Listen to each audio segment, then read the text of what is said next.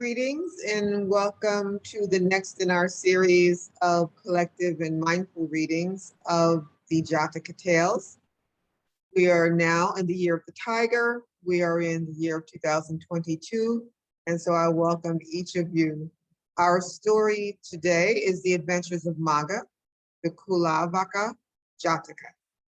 That's our story that we are going to read mindfully. And our characters in the story are the Buddha, the bhikkhus, the village headman, King Magha, Meytung-Ma, the princess, the paddy bird, the carpenter, the asuras, Saka, Matali, the charioteer, the townsfolk, who also present sometimes as someone in the story, the potter's daughter, the friends, and the peddler. So there are many characters because this, as you will see, will be a story within a story within a story. It is normal with our Jataka tale to have a story within a story because it is the Buddha who is telling a story from the perspective of one of his incarnations in order to be able to teach his students some very important lessons. And so we will dive right into our story. It was while staying in Jataka that the Buddha told this story about a bhikkhu who drank water without straining it. Two young bhikkhus left Savatthi to practice in the countryside. They found a very pleasant spot and stayed there. After some time, they decided to return to Jataka to see the Buddha. One of them had a water strainer, but the other did not, even though a water strainer is one of the requisites a bhikkhu must possess. Since the two were good friends, they shared the same strainer before drinking. One day, however, they had an argument. After that, the owner of the strainer stopped lending his strainer to the other bhikkhu. The second bhikkhu, unable to endure his thirst, drank water without straining it. At last, they reached Jetavana, where they paid their respects to the Buddha and took their seats. After friendly words of greeting, the Buddha asked where they had come from. Venerable sir, the bhikkhus answered, we have been living in a hamlet in Kosala. We have come here in order to see you. I trust, the Buddha said, that your friendship is as strong as when you left. The bhikkhu without a strainer replied, Venerable sir, along the way, he quarreled with me and would not lend me his water strainer. Venerable sir, the other bhikkhu added, not having a water strainer, he did not strain his water. He intentionally drank water with all the living creatures it contained. Is this true, bhikkhu? The Buddha asked. Did you knowingly drink water containing living things? Yes, venerable sir, the bhikkhu answered. I drank unstrained water. Bhikkhu, a wise and good being of long ago, when fleeing in full retreat to his Deva realm, refused to destroy living creatures, even to preserve his own power. Instead, he chose to turn back his chariot in order to save the lives of some gorilla nestlings. Then Buddha told this story of the past. Long, long ago, when King Magadha was reigning in Rajagaha, the Bodhisattva was born into a Brahmin family in the village of Makala, which contained only 30 families. He was named Magha, and when he was old enough, his parents chose a wife for him from a family of equal rank with their own. Magha and his family faithfully kept the 5 precepts and excelled in generosity. One day, while the men were standing in the middle of the village discussing village affairs, Magha cleared the dust and pebbles away from the spot where he was standing. As soon as someone else moved into that place, Magha quietly stepped aside and cleared another spot, only to have that place taken over as well. Again and again, Magha cleared new spots until he had made smooth standing places for every man there.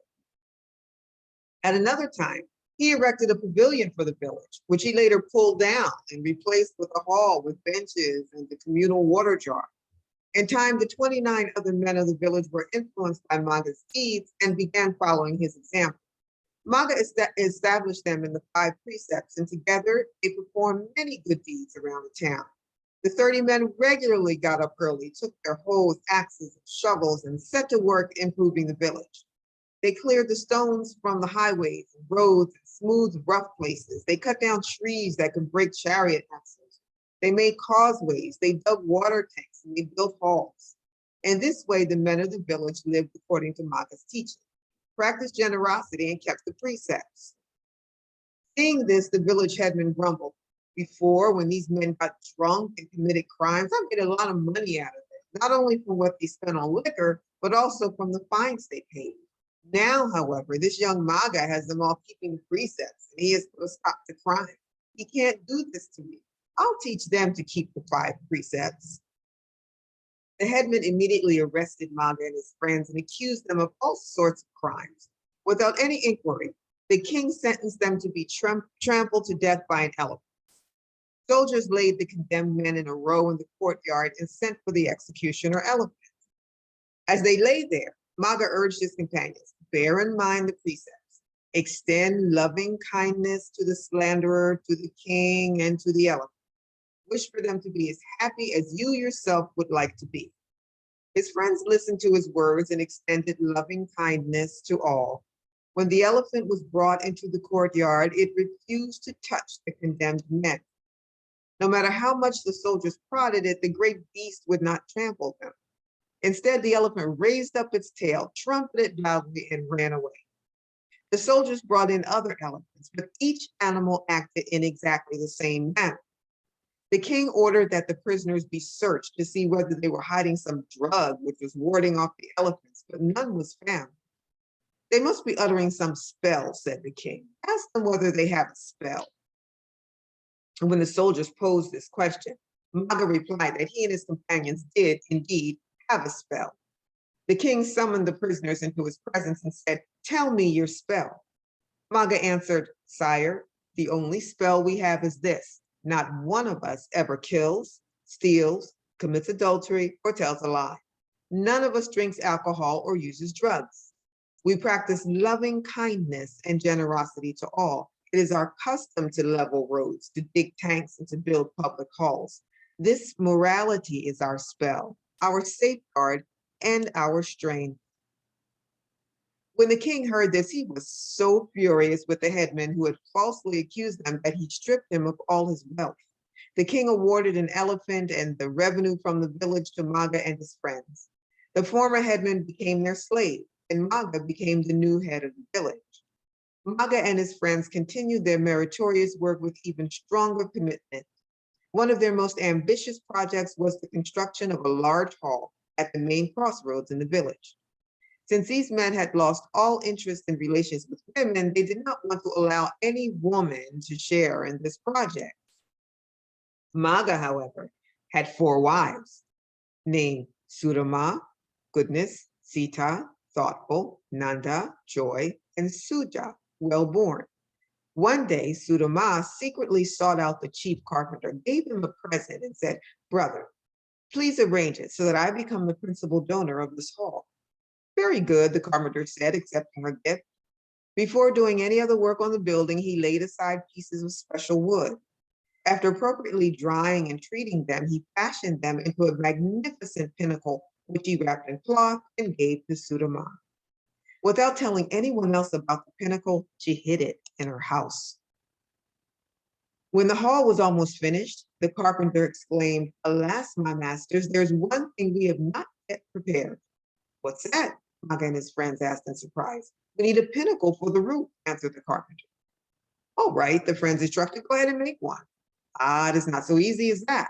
One cannot make a proper pinnacle out of green wood. I must have special wood, which has been suitably dried, treated, and shaped, the carpenter countered.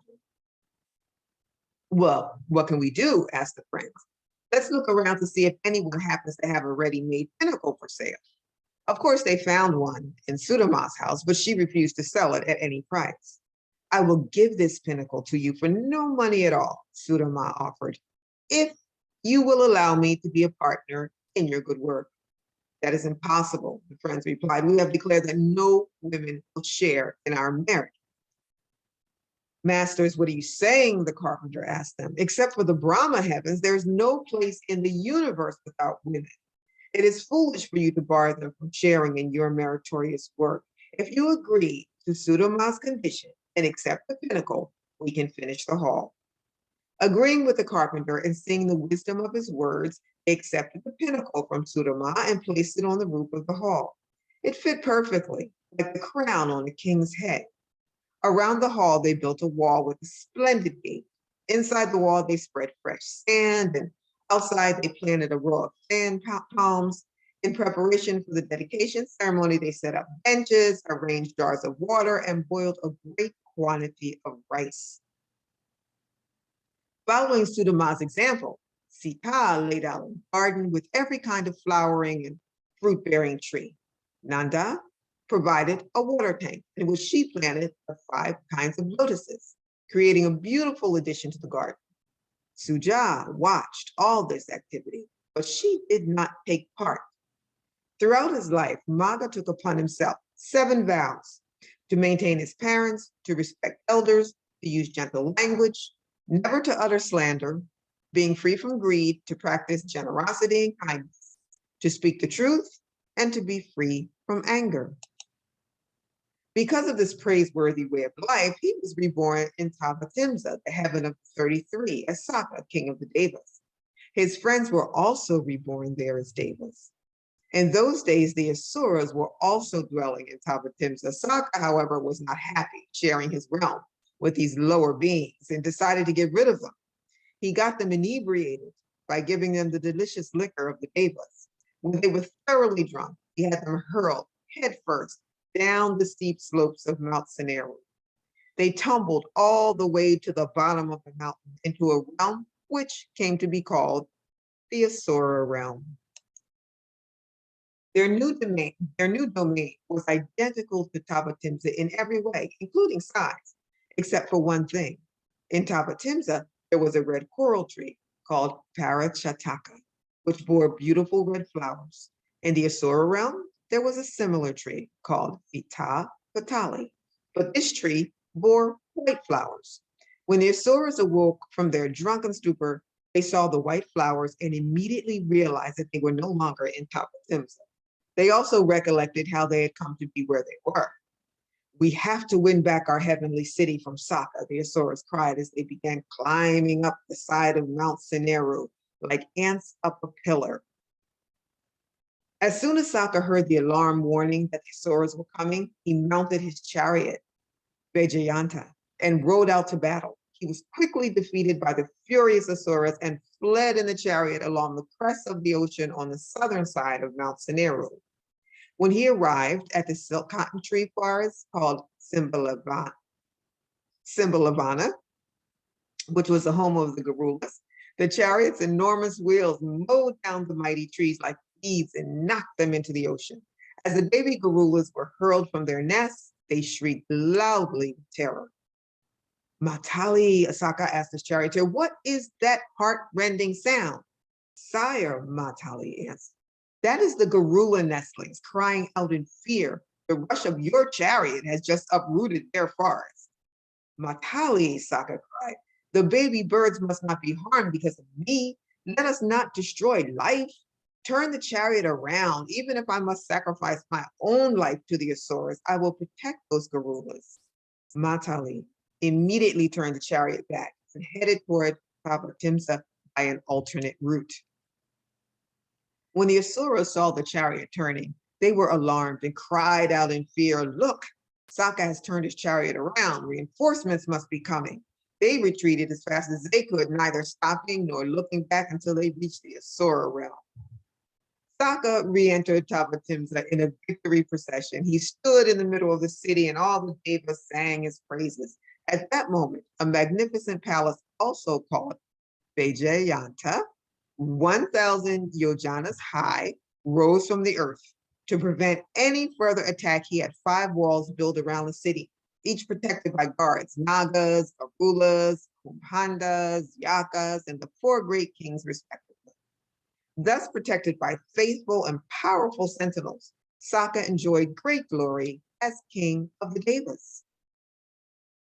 In the meantime, Sudama died and was reborn in Tavatimsa as one of Saka's wives.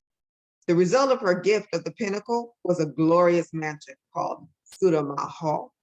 It was 500 yojanas high and studded with heavenly jewels. In one of the rooms of this hall, under a royal white canopy, was Saka's marble throne. Sita and Nanda were also reborn as Saka's wives. Sita's donation of the pleasure garden resulted in an exquisite garden in Tavatimsa called Sita La Tavana, which contained many kinds of creepers bearing beautifully colored flowers. Nanda's donation of the pond resulted in a beautiful lake called Nanda Pokarani. In the meantime, one day, Saka realized that only 3 of his former wives had arrived in Tavatimsa. There's no sign of Suja. Saka said to himself, I wonder where she has been reborn. He discovered that she had been reborn as a paddy bird and went to visit her. Then he brought her back to Tavatimsa and showed her all the delightful places there. Observe this magnificent hall, this delightful garden, this beautiful lake. These 3, he said, named after Sudama, Sita, and Nanda, are the results of the meritorious deeds of these 3 who have been reborn here. As Suja, however, you did nothing of the kind. Therefore, you have been reborn in the animal world. Let me teach you the 5 precepts, which I urge you to keep from now on. Having established her in the precepts, he returned her to the world. Not long afterwards, Saka wondered whether she was following his instructions and keeping the 5 precepts. He descended once more to the world, transformed himself into a fish, and lay down in front of her, belly up. Supposing the fish to be dead, Patty Bird took her by the head. The fish wagged its tail. Oh, I think it's alive, she cried and released it. Revealing his true form, Saka commended her. Very good, my dear. Continue to keep the precepts. Then he returned to Tavatimsa. When the Patty Bird died, she was reborn into a potter's family in Varanasi. Saka again wanted to know whether she was keeping the precepts. He disguised himself as an old man and filled a cart with cucumbers made of solid gold. In the middle of the village, he cried, cucumbers, cucumbers. The townsfolk crowded around him, asking for some of his precious vegetables. I give these cucumbers to those who keep the precepts, he said. Do you keep them? You don't know what you mean by precepts. Just sell us your cucumbers. No, I don't want money. I will give these cucumbers freely, but only to those who keep the precepts. Who is this joker? Someone asked. He's just a fool, someone else answered. No one has ever heard of precepts. He's not worth our time. They all left him alone. When the potter's daughter heard about the peddler, she thought, that old man must be looking for me. She went to where he had set up his cart and asked for some of his cucumbers. Do you keep the precepts, madam? He asked. Yes, I do, she replied. Aha, he cried. It was for you alone that I brought these. The peddler pushed his cart to her house, left all the golden cucumbers at her door, and returned to Tavatimsa. Throughout her life, the potter's daughter faithfully kept the precepts as she had been instructed. After she died, she was reborn as the daughter of Vepasitiya, the Asura king. Her name was Suja, and because of her goodness, she was rewarded with great beauty.